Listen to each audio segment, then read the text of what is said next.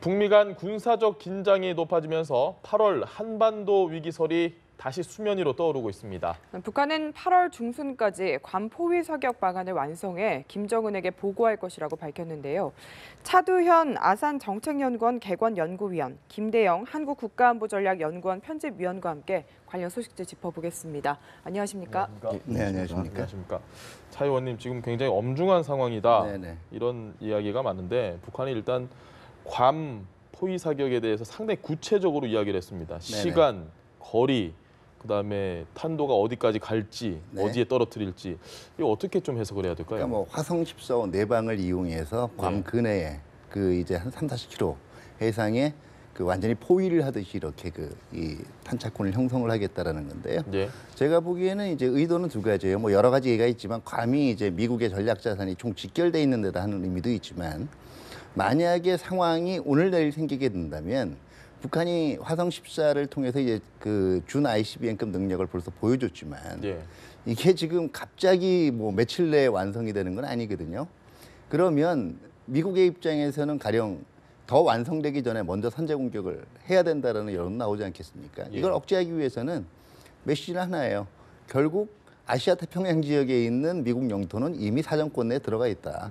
우리 그거 언제든지 타격할 수 있다는 걸 보여주겠다 하는 건데요. 다만 지금 여기서 괌 포위 타격 방안을 수립해서 김정은한테 8월 말까지 보고하겠다라는 거예요. 이런 계획을 보고하겠다라는 거지 그 계획을 실행하겠다라고 얘기한 건 아니거든요. 그렇기 때문에 지금 이게 마치 8월 중에 괌에다가 한번 위협 사격 한다. 이게 이렇게 해석되면 좀 곤란하고요. 또 두 번째는 그 실질적으로 이 모든 도발이라든가 모든 공격들은 기본적으로 서프라이즈 어택이에요. 상대방이 예상하지 못할 때 기습적으로 하는 거거든요. 이렇게 예고하고 하지는 않아요. 이 블러핑이라는 이야기도 많습니다. 블러핑이라기보다는 기싸움에서 안 밀리겠다라는 얘기예요. 먼저 트럼프가 얘기한 게 이런 얘기를 하지 않았습니까? 트럼프 대통령이 트위터를 통해서 만약에 정말 수천 명이 죽어야 되면 그건 워싱턴이 아니라 그쪽이다. 여기서 그쪽 한반도가 아니에요. 엄밀하게 북한에 가깝습니다. 그러니까 북한은 실질적으로 미국하고 맞서려고 하면 손쓸데도 없이 초토화될 수가 있다라는 얘기를 한 거거든요. 여기에 대해서 뭐 그럼 우리도 수단이 있다라고 얘기한 거죠. 네. 거기에 대해서 지금 이야기가 나오는 게 괌을 직접 타격하는 게 아니라 괌 주변의 해상에 안착하게 계획을 세운다 이렇게 이야기를 하고 있는데 이 부분에 대해서 좀 설명해 주시죠. 물론 이제 어제 북한이 발표했을 때 같은 경우에는 그런 가정이 좀 성립이 되는 상황이었습니다. 근데 문제는 오늘은 굉장히 구체적으로 어디를 지나가고 뭐 고도는 어느 정도가 되고 어디에 떨굴 것이다라까지 세세하게 뭐 얘기를 한 상황이기 때문에 그럴 가능성은 물론 전혀 배제할 수는 없지만은 조금은 있지만은 실제로 만약에 북한이 행동으로 옮긴다면은 아마 괌에 가까운 곳으로 떨어뜨리려고 많이 노력을 할 걸로 이렇게 보여지고요. 그랬을 경우에 사실 물론 그 가능성은 50대 50이지만은 그랬을 경우에는 정말 경랑에 빠지게 되는 거죠. 이제 한반도는 한마디로 해서 경랑에 빠질 수밖에 없는 그런 구도로 가는 거죠.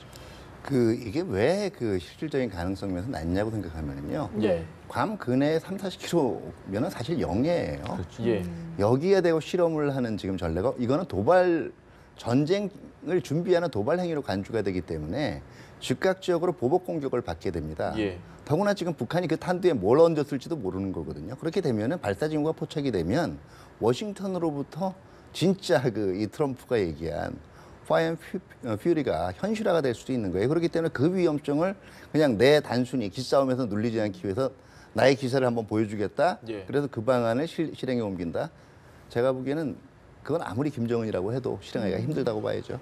위원님, 그래서 나오는 또 이야기가 한 1000km 정도, 그러니까 괌에서 한 1000km, 700km 이 정도 해상에 떨어뜨리면 미국이 바로 반응을 하기가 좀 어렵지 않을까. 말 그대로 그냥 딱 보여주기 식으로만 끝낼 수도 있지 않을까. 그러면 포위 사격이 아니죠. 그러면은 북한이 한 바는 포위 허언이 사격이 되는 거고. 아닌 게 된 거죠. 허언이 되는 거죠, 결과적으로. 그럼 그 가능성은 사실상 낮다고 보는 거고. 그걸 하게 되면 오히려 스타일을 구기는 거죠. 우리말로. 알겠습니다. 북한은 지금 가능성이 낮다고 말씀을 해주고 계시는데 그렇다면 미국이 지금 뭐 선제 타격이나 예방 공격에 나설 가능성은 어느 정도라고 보시나요? 글쎄요, 뭐 단언하기는 좀 힘든 상황이고 만약 북한이 그 괌에 대한 포위 사격의 징후가 보인다 그러면은 아마 그에 걸맞는 메시지를 미국이 보낼 가능성이 굉장히 높다고 보여집니다. 예를 들어서 뭐 지금 이제 말폭탄을 계속 하고 있지만은 그러한 또 말폭탄을 계속 이어갈 수도 있고요. 정말 행동으로 옮긴다 그러면은 물론 선제 타격도 가능하지만은 그에 상응하는 아마 군사적 무력 시위로 갈 가능성이 굉장히 높습니다. 예를 들어서 일본에 지금 올라와 있는 도널드 레이건함을 뭐 동해 쪽으로 갑자기 배치시킨다던가 뭐 이럴 가능성은 충분히 있고요. 또 그 선까지 넘어간다 그러면은 사실 지금까지 안 썼던 그 어떻게 보면 전략 자산 중에 하나가 네. 미국이 가지고 있는 전략 핵 잠수함이 있는데 사실 오늘 또 아이러니하게도 매티스 국방장관이 태평양에 위치한 그 미 서부 지역에 위치한 미 전략 핵 잠수함 부대를 또 방문을 했습니다. 그렇기 때문에 미국이 만약 이제 그런 여러 가지의 군사적 옵션들이 사실 아직까지는 좀 여유가 있는 상황이기 때문에 네. 북한이 만약 그런 행동을 한다라면은 그에 걸맞는 또 상응하는 군사적 옵션을 또 꺼낼 가능성이 굉장히 높다고 보여집니다. 알겠습니다. TV를 시청하시는 많은 시청자분들이 사실 괌은 휴양지로만 우리가 알고 있었지 네. 대체로 이렇게까지 지금 북한과 미국의 가장 정말 아주 많은 이야기를 하면서 싸우게 되는 그런 지역이 될 줄은 몰랐는데 네. 북한은 보통 벼랑 끝 전술을 많이 쓴다고 하잖아요. 네네. 지금까지 패턴이 그랬고 네. 북한의 벼랑이 도대체 어디까지 가는 걸까요? 지금 계속해서 끝까지 가는 것 같은데. 제가 볼 때는 북한도 이제는 어느 수준에서 멈출 건가를 분명히 고민을 하게 될 것 같아요. 북한의 벼랑 끝 전술이 그동안 먹혔던 가장 큰 이유는요. 네. 3번에 한 번은 실행으로 옮겨요. 근데 그 실행으로 옮기는 것 자체가 원래 앞에 공언했던 것보다는 상대적으로 규모가 작은 도발입니다. 그러니까 이제 북한이 제일 잘하는 그 이 행위가요. 어떤 그 이 도발 행위를 해요. 예. 그다음에 거기에 대해서 제재가 들어오면 더 큰 도발하겠다고 이제 공언을 합니다. 예. 그다음에 더 큰 도발은 안 해요. 그러면 이 더 큰 도발이 없었다는 걸 다행으로 국제사회나 이런 쪽이 사실 앞에 있는 도발을 잊어먹는 경우가 굉장히 많아요. 이것도 그러니까 다분히 계산된 거로 봐야 되고요. 예. 결과적으로 지금 근데 다만 상황이 위험하다라는 것은 이게 과연 제어가 될까 하는 문제예요. 그러니까 지금 뭐 일부에서 나오고 있는 얘기가 이러다 갑자기 협상 국면으로 들어선다는데 이 말까지 나오고 단기간에 협상이 된 얘기가 없어요. 무슨 얘기냐 하면 예. 둘 다 절대로 지금 물러서지 않겠다라고 공언을 해놓은 게 자기 국내 정치도 있단 말이에요. 예. 네. 공언을 한 상황에서 결과적으로 명분이 없으면 다시 말해서 얼굴이 살지 않으면 협상에 복귀할 수가 없어요. 그냥 누군가는 고개를 숙여야 되는데 예. 이게 둘이 숙이지 않고 계속 가다 보면 뭐 비유가 적절한지는 모르겠지만 그 보통 그 이 젊을 때 치기로 하는 게 눈싸움이 있지 않습니까? 예. 예. 이 아이볼링 게임인데 아이볼링 게임 하다가 서로 감정이 격해지면 주먹이 오가거든요. 예. 실질적으로 치고받는 수가 있단 말이에요.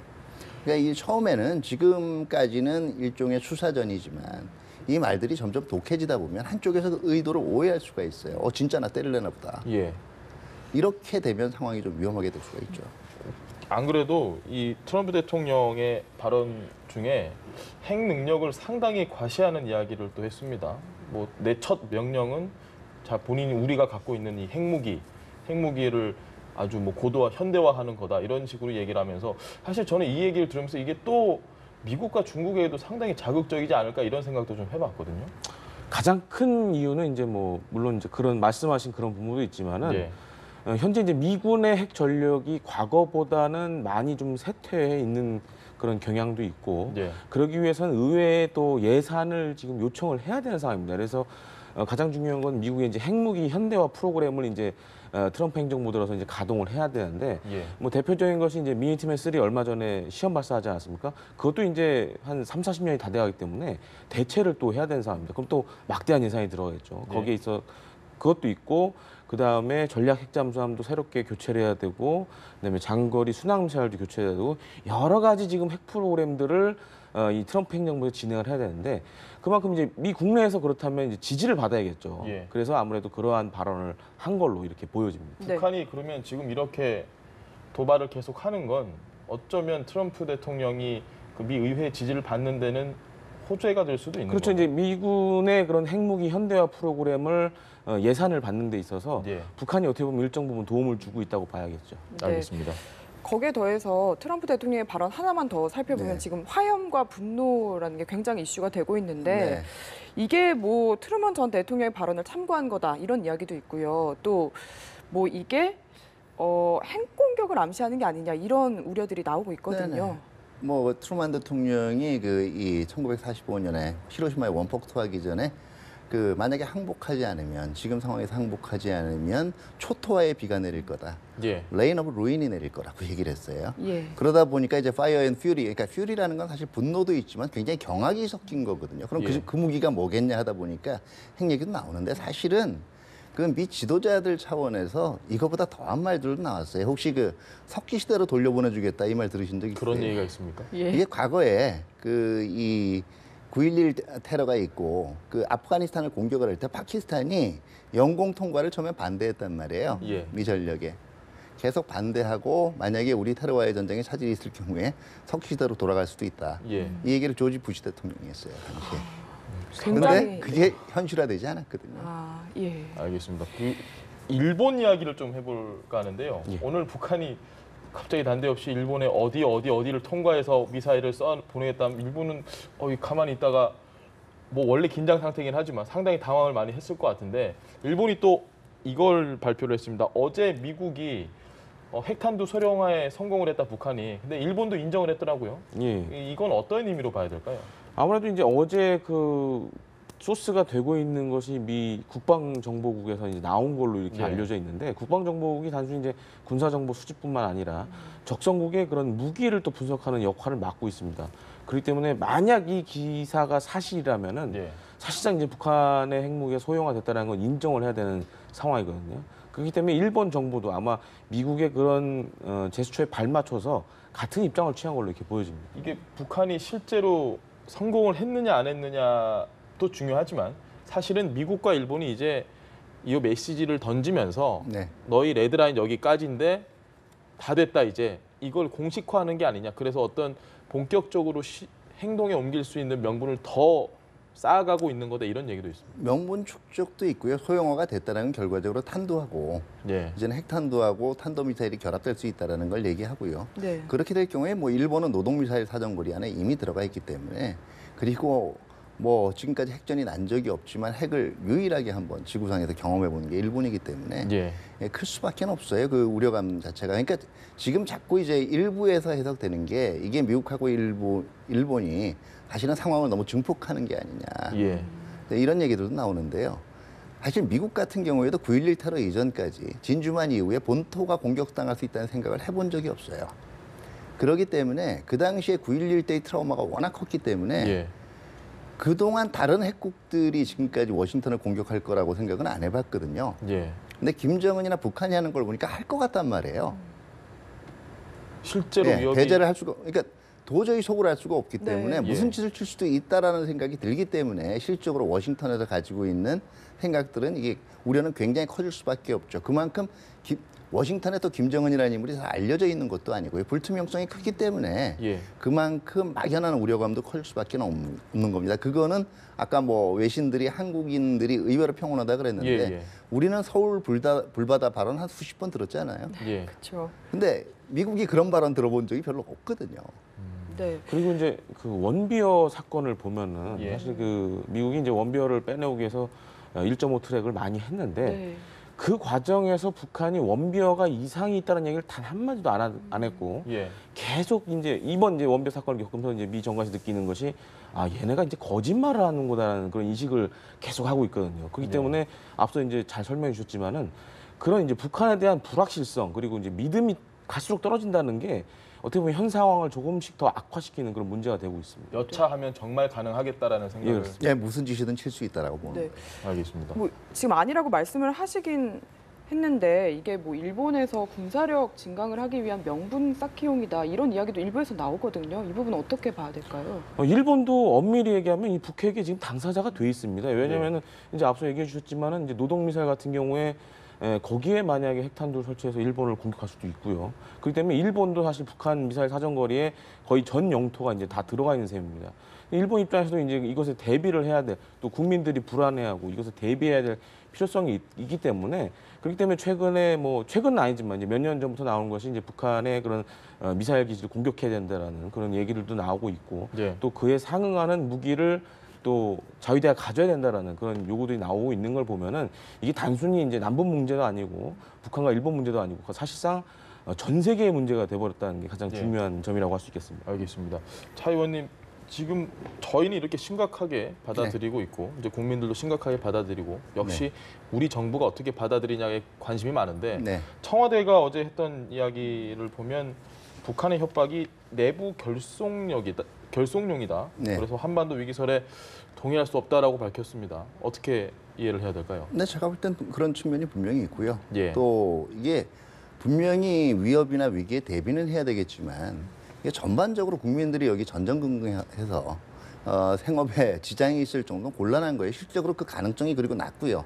군사적으로 대비해야 될 측은 만일에 국방당국이나 이런 쪽은 만일의 사태에 대비한 항상 최악의 시나리오에 대비해야 되겠지만 일반 국민들까지 항상 가능성이 낮은 최악의 시나리오를 가지고 우려를 해야 될 필요는 없단 말이에요. 그런 취지라고 생각이 되고요.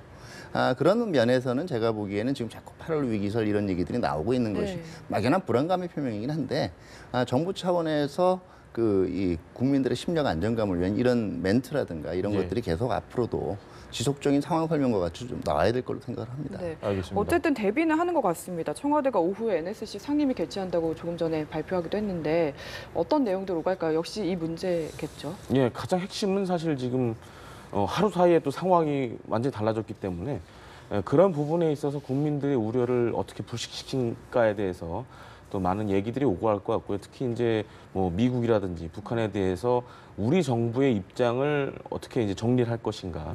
또 그 부분도 많이 이제 얘기가 오갈 걸로 보여지고요. 특히 지금 상황에서 북한의 공개적이든 비공개적이든 이런 우려를 정확하게 좀 전달할 필요가 있다고 보여집니다.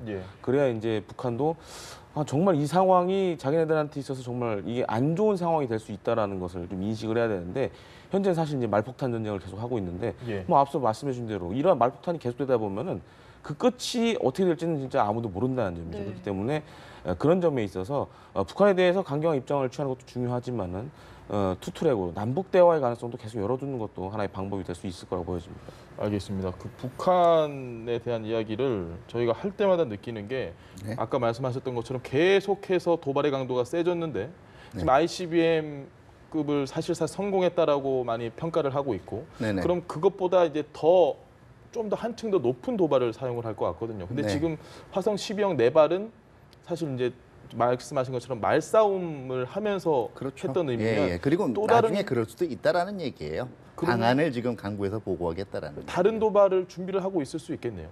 더 높아진. 아마 북한의 입장에서도 나름대로 이렇게 다양한 뭐 작년부터 보면 SLBM, IRBM, 중거리, 그다음에 ICBM, 그러니까 동시에 실험하고 있지 않습니까? 이게 무슨 그 핵무기 백화점 차리려고 하는 듯한 이건 사실은 그만큼 기술의 자신이 있다라는 걸 내보이고 싶은 내보이고 싶은 심정도 있겠지만은요. 뭔가에 굉장히 급하다는 얘기예요. 아마 북한도 금년 말까지 지금 핵 보유국으로 사실상 인정받지 않으면 그리고 이게 제재가 풀리고 미국하고 협상을 하지 않으면 뭔가는 지금 내구력에 문제가 생길 수도 있다는 생각이 분명히 있는 거거든요. 그러니까 나름대로 지금 초조감의 표현이 계속적으로 격상된 조치로 나오고 있고 그렇다면 아마 북한의 입장에서 연말까지 꼭 달성해야 될 게 지금 이제 그 소형화까지 나왔으니까 두 개의 결합에 성공을 했다라는 걸 보여줄 수 있는 일단 어나운스먼트가 있을 거고 그러면 아주 초고고도에서 이 핵미사일의 폭발 시험이라든가 이런 거 자체까지를 한번 보여주려고 할 가능성이 있어요. 네. 알겠습니다. 8월 위기설 너무 무리하지 말라고 얘기를 해주시기도 하셨는데 어쨌든 지금 이야기가 뭐 일지 프리덤 가디언 연습이나 뭐 구구절 이야기도 나오고요. 시기상으로 이 시기에 도발을 할 가능성은 어느 정도나 보시나요? 뭐 가능성이야 늘 상존하죠. 가능성이 늘 상존하는데 사실 이제 북한이 이러한 뭐 오늘같이 이렇게 강력한 메시지를 던지는 거 보면은 북한이 얻고자 하는 목적 중에 하나가 어떻게 해서든 이 한미 훈련, 연합 훈련을 중지해야 된다라는 그런 좀 뉘앙스도 좀 보여지고요. 또한 이제 몇 년 전에 이제 지뢰 도발 같은 일도 있지 않았습니까? 그렇기 때문에 우리가 또 생각하지 못한 예를 들어 이제 미사일 발사로 시선을 옮겨놓고 또 다른 네. 예를 들어서 이제 강도는 미사일 발사보다 떨어지지만은 또 다른 약간 저강도의 도발도 할 수 있고요. 예를 들어서 뭐 사이버 테러를 또 감행한다든지 뭐 여러 가지 옵션들이 사실 북한은 가지고 있기 때문에 그런 점에 있어서 우리 정부가 굉장히 주의 깊게 살펴봐야 될 걸 보여집니다. 네, 알겠습니다. 오늘 두 분 말씀은 여기까지 듣도록 하겠습니다. 지금까지 차두현 아산정책연구원 개건연구위원 그리고 김대영 한국국가안보전략연구원 편집위원과 함께 이야기 나눠봤습니다. 고맙습니다. 네, 잘 들었습니다. 감사합니다.